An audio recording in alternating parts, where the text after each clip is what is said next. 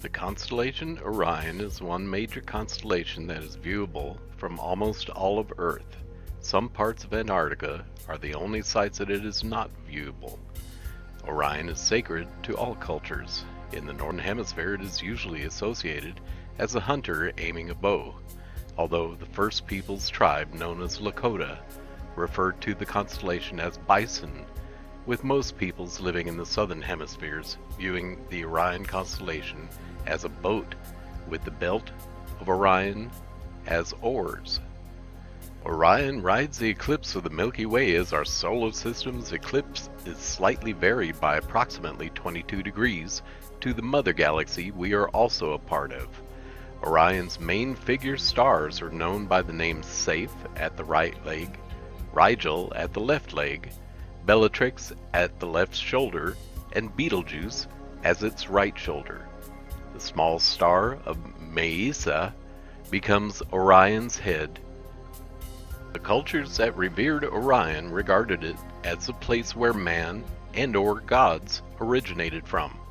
Perhaps more important in the culture of Egypt than anywhere else, their ancient stories have become intertwined with other cultures and religions.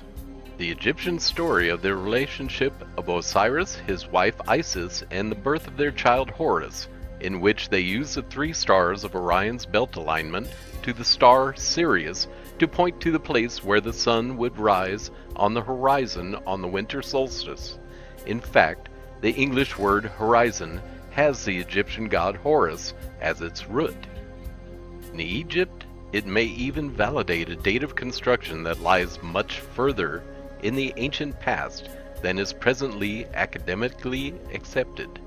This diagram illustrates the Giza pyramids with the Sphinx at the far left and how the Sphinx and the three pyramids of Giza would align with Orion's belt in the year 10,450 BC.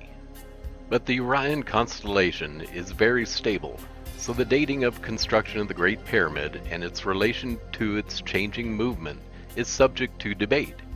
I found a small video that shows only the bow of the hunter moves through time from 50,000 years BC to 50,000 years AD.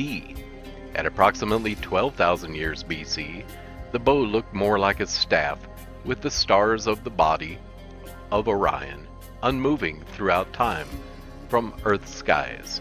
The construction of the Great Pyramid also reflects perfect alignments to Orion and major constellations associated with Egyptian creation stories. This illustration shows these alignments with previously unknown small tunnels and the major chambers' relation with other constellations, thought to be a metaphysical journey for priests and initiates in the mystic schools. In fact, the Great Pyramid's purpose is not known, but very likely has multiple uses and meanings, including my theory of a kind of resurrection machine that used electrical connections from acidic aquifers to cause electrical current, very like the Baghdad batteries already documented. This electrical activity caused the quartz and other crystalline material to glow. The carven obelisks would be alight with the power of Ra. This illustrates how the Earth is always angled to the plane of our parent galaxy, the Milky Way. Our solar system, with the exception of the slight wobble of the outer planets Neptune and Pluto, all orbit this angled plane. I note that our moon follows the orbit of the ecliptic plane exactly. Information at the bottom right shows a relation to Mayan astronomy and the sun's distance to the galactic center, noting the Mayan great year is measured at 26,000 years. A simpler diagram shows that the galactic ecliptic precisely follows a solstice and equinox plane around the Earth. This is also precisely where the Orion constellation is centered as it points to the heart of the galaxy. I found a diagram showing two lines of orbit on a flat representation of the Earth. The red line, indicated, shows an alignment of Lake Titicaca, Peru to Mohenjo-Daro, India. The black line shows the alignment of Easter Island, Machu Picchu, Giza, Mohenjo-Daro, and Angkor Wat. This alignment represents the plane of the galactic ecliptic and the constellation Orion as its center passes over the Earth, as shown in the previous diagram. This alignment is detailed in my video, part 5 of the Solstice Connection Series. Now I have validated my theory, expressed in that this alignment is showing the galactic center across the Earth, starting at the conical mountains of Machu Picchu, Peru, and using the hitching post of the Sun to precisely follow a summer solstice line around the Earth. Immediately to the southeast on this alignment lies Easter Island and the home of almost 1,000 huge statues called moai, stories of vanished giants and subterranean culture. Notably, the island is approximately 5,000 miles from Machu Picchu. You can see several thumbtacks at 2,500 mile increments that I placed along the line because I found that very ancient megaliths were located at this regular pattern. The mouth of the Amazon River is the exit from the South American continent. Then crossing the Atlantic Ocean into Northeast Africa, it crosses a very unusual feature that is being called the Eye of the Sahara, also located at a 2,500 mile increment. It is exactly in line with the galactic ecliptic, as if looking back at it. The solstice line crosses the pupil of the eye perfectly. The fact that the rings that represent the cornea are made from different soils validates the artificiality of this structure.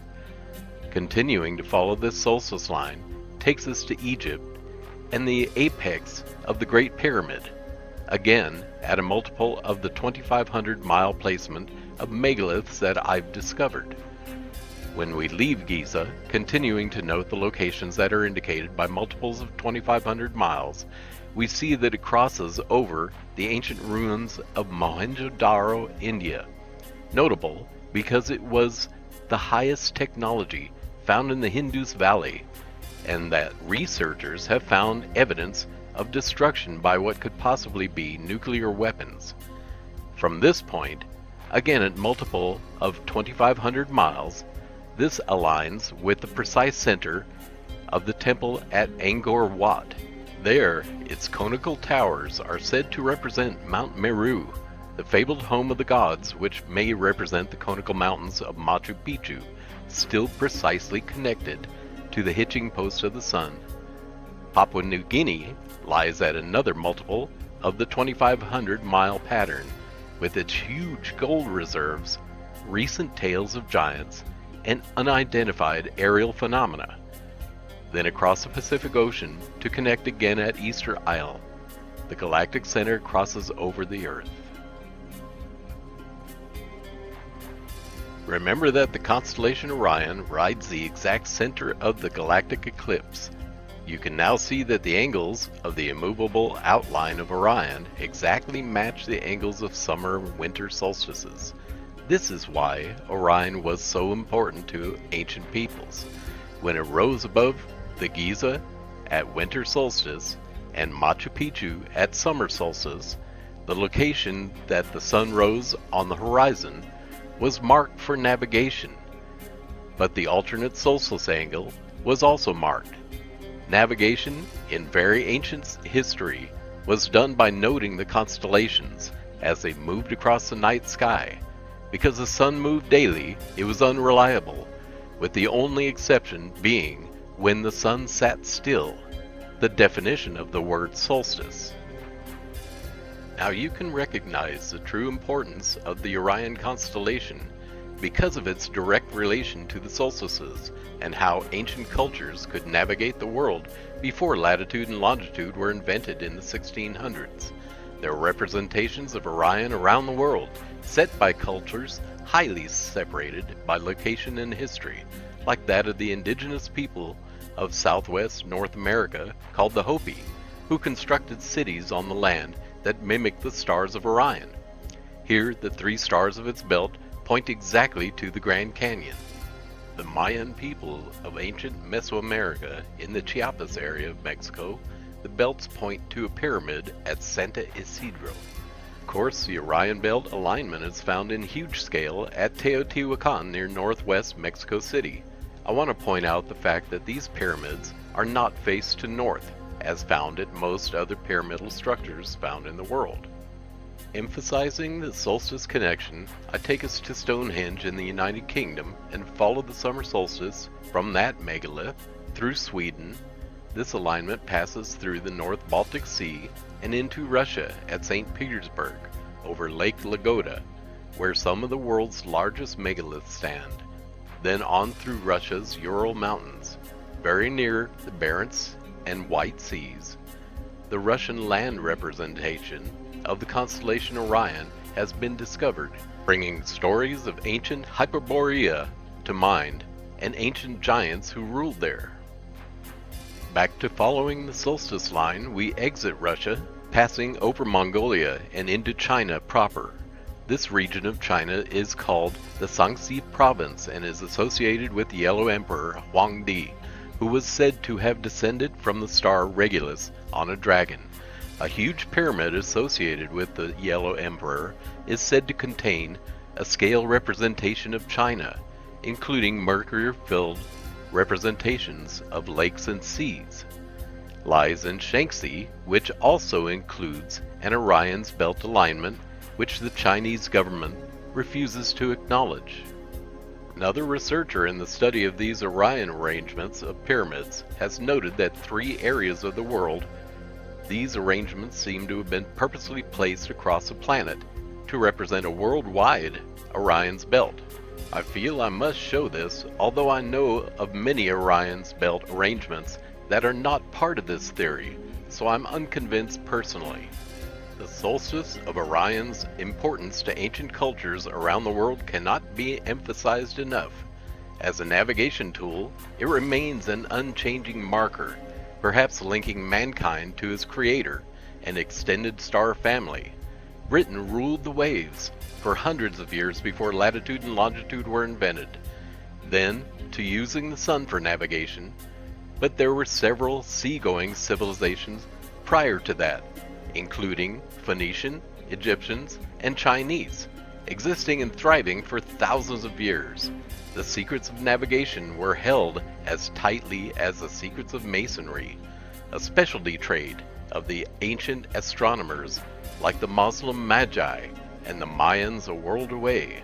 This newest discovery stands as more evidence of our planet being surveyed from spatial distances, showing our world as seen from the center of the galaxy, then coming into our solar system's ecliptic reference. I believe this to be more proof that our world was terraformed in the distant past, then given over to its human seed to colonize and someday join their ancestors in seeding the stars. Thank you for your views.